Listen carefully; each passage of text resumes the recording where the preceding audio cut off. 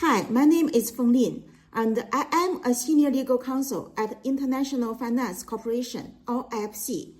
IFC is a member of the World Bank Group and the largest global development institution focused on supporting the private sector in over 100 countries, using our capital, expertise, and influence to create markets and opportunities in developing countries.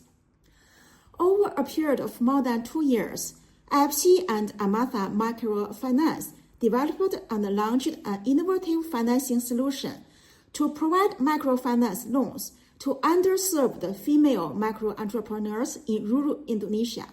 This project is a testament to our commitment to financial inclusion and gender equality.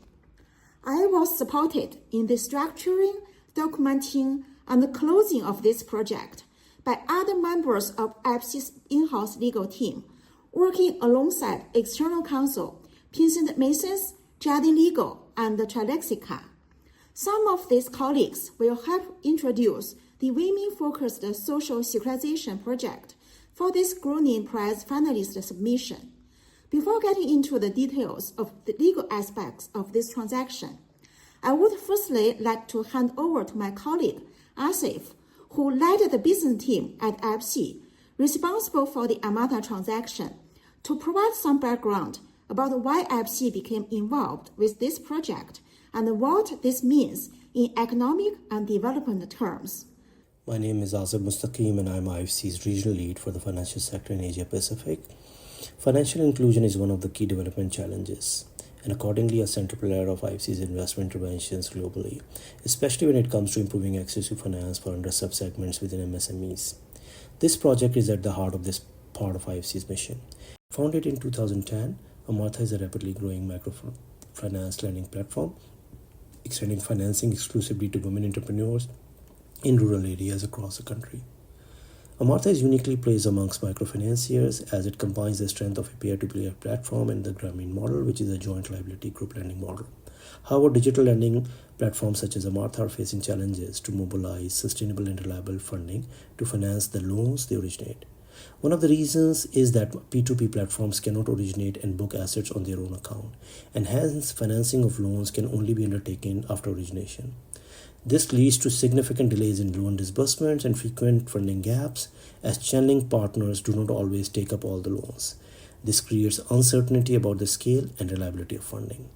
Recognizing this gap and the unique model and impact of Amartha, IFC partnered with Amartha to develop a financing instrument to solve the key challenge of securing a reliable and sustainable funding source. IFC and Amatha have dedicated significant efforts to develop an innovative off-balance sheet facility.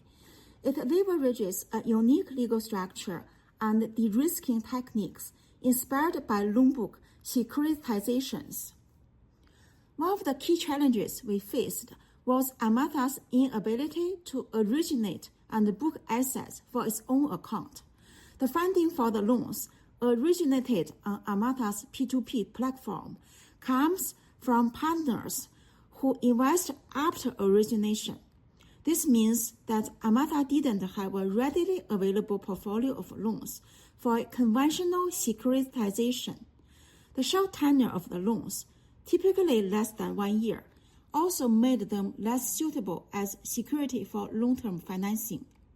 To overcome these challenges, we developed a solution where the microloans are originated directly into a special purpose vehicle, or SPV, created for this transaction.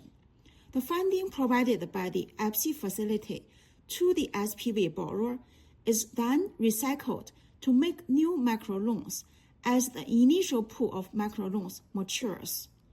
Another challenge was Indonesia's regulatory framework for P2P microloan platforms, such as Amatha's, which is not specifically designed to accommodate a securitization-based structure. This required us to improvise a structure, particularly in relation to the SPV's bank accounts and cash management, in order to produce a tailored solution that was not only bankable for a large number of international investors, but also legally workable in Indonesia. We believe that there is significant opportunity to expand the use of securitisation-based legal architecture in Indonesia and in some other jurisdictions and for other micro-lending businesses. My name is Martin Bishop. I'm a finance lawyer with over 30 years of experience advising on a range of cross-border finance transactions in Asia, Europe and the Middle East. I led the Pinsent Masons team based in Singapore, which acted as counsel to IFC and the other international investors in relation to the Amartha facility. The documentation for the Amartha facility was based on a standard IFC template loan agreement for financial institutions, but then significantly amended to cater for the securitisation-based structure that was ultimately developed. The loan initially provided for a $25 million A loan from IFC and a $150 million B loan from other international investors, including impact investors. More recently, the facility has been scaled up by the addition of new development banks based in Europe and the addition of some further A-loan commitments supported by credit insurance. This has increased the overall size of the facility to $206 million. The key features of the financed microloans are that they have a relatively short tenor of between 50 and 52 weeks. The repayment instalments are made by the borrowers on a weekly basis, and the size of the loans ranges between approximately $250 and $950. Finally, the borrower must be a female Indonesian citizen borrowing for a productive purpose via the Grunin joint liability group model, briefly described by Asif earlier. The structure developed for the Amartha facility will be familiar to those who have worked in the global loan book securitisation markets. The legal tools developed in those markets were extensively used to create a bankable structure for financing the microloan receivables originated by Amartha. Some of the key features of the structure are that the borrower was established as a special purpose vehicle in Singapore, created specifically for the transaction, and does not form a part of the wider Amartha group. The borrower is maintained and operated by a professional corporate services provider based in Singapore for the benefit of the investors in the facility. The proceeds of the facility are exclusively used to finance microloans originated by Amartha in Indonesia through its P2P lending platform. The security for the facility is essentially limited to the microloans and the related receivables. The facility is not guaranteed by Amartha, and recourse to Amartha is limited to circumstances where the microloans fail to meet the required eligibility criteria. The facility is therefore, from Amartha's perspective, an off-balance sheet transaction, and from the investor's perspective, provides the protection of bankruptcy remoteness. Because repayment of the facility depends entirely on the proceeds of the financed microloans, it is critical that the security over the microloans and related receivables is sound, and the recovery and application of those receivables is strictly controlled. This is achieved through a combination of the following: effective Indonesian security over the financed microloans and related receivables, effective security over the borrower's bank accounts in Indonesia and in Singapore, a fixed charge over the borrower's shares providing a single point of enforcement for the investors, the use of an SPV whose assets and liabilities are limited to those specific to the transaction, removing the possibility of claims from competing creditors, strict control over the collection of the microloan receivables and dealing with cash collections and bank accounts, including the use of a third-party account bank and cash manager. In the context of the security package, one of the challenges presented by the Amartha transaction was the requirement under Indonesian microlending law that the collections must be paid into a regulated escrow account operated by Amartha. Under the regulations, all of the receivables originated on Amartha's microloan platform must be paid into this account, including receivables financed by other lenders, resulting in a concern about identification of the microloans financed by the facility and the impact that may have on the quality of the security package. In addition, Amartha is actually prohibited from granting security over the escrow account or amounts standing to the credit of the escrow account. This potentially created an unacceptable gap in the investor's security package.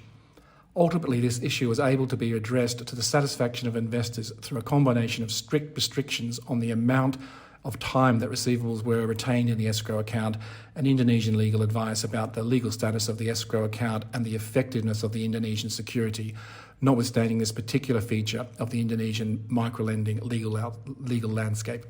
Control over and visibility of cash collections from the portfolio is another key feature of the securitisation structure. In this regard, an independent cash manager and account bank have been appointed to oversee and control the establishment and operation of the borrower's bank accounts. The account bank will only permit payments from the borrower's accounts in accordance with instructions from the cash manager. In practice, this is achieved by, firstly, the cash manager giving a standing order to the account bank with respect to the daily and weekly cash sweeps so that all collections are quickly moved from Amartha's escrow account into the SPV borrower's bank accounts. And secondly, the cash manager giving instructions to the account bank to make payments in accordance with an agreed payments waterfall on each monthly payment date, so that interest and principal on the facility, together with other amounts owed by the SPV borrower, are paid when due and in the correct order of priority. Prior to each payment date, Amartha issues a reconciliation statement setting out how collection should be applied in accordance with the payment waterfall. The cash manager reviews this reconciliation statement and, if approved, instructs the account bank to make payments in accordance with the statement. In this way, collections are tightly controlled by third-party service providers for the benefit of IFC and the other investors in the facility. What were the legal team's roles in advancing the Amartha transaction structure? The IFC legal team and external counsel brought different knowledge and skill sets that then had to be applied in a joined-up way to bring together the transaction structure. The legal advice provided by the lawyers had to balance a range of different and often competing legal issues in order to develop a structure and suite of legal agreements that achieve the following requirements. Firstly, a structure that provided protections that would be expected by the types of investors that IFC and Amartha were seeking to access. Secondly, that the structure was compatible with the requirements of Indonesian law with respect to microlending businesses in that jurisdiction. Thirdly, contained terms and conditions that were not overly restrictive on Amartha's business operations. In terms of dealing with the need for Indonesian regulatory advice and adapting the securitisation-based legal structure to the Indonesian microloan business of Amartha, Trilexica, acting for Amartha, and Jardin Legal, acting for IFC, were influential partners. They were both instrumental in achieving the appropriate balance of the different legal issues that I just mentioned. Our role at Pinsent Masons was to help IFC structure the transaction by applying our experience of the global securitisation markets, including bringing our European-based structured finance team's expertise to bear on issues such as the applicability of the EU securitisation regulations. The IFC legal team was involved from the very beginning of this project. Early on, we recognized the need for comprehensive legal advice from Indonesia counsel and the finance team at Pinsent Masons. This was essential because we were not simply using a standard template facility agreement in cookie-cutter style. Instead, we required a tailored approach to navigate the complex requirements of IFC, other investors, Indonesian regulations, and Amatha's own legal and business needs. The areas of legal expertise on this transaction included English law expertise in relation to the suite of transaction documents to establish the facility using the securitisation architecture, expertise with respect to the EU securitisation regulation in relation to the participation of certain European investors in the facility, Indonesia finance, securities, corporate and microlending laws and regulations in relation to Amatha's participation in the transaction, and Singapore finance, securities, corporate and financial regulatory laws in relation to the SPV based in Singapore under the security trustee, also in Singapore. The collaborative effort and the diverse legal expertise were instrumental in navigating the multifaceted legal landscape and delivering a robust and innovative financing solution.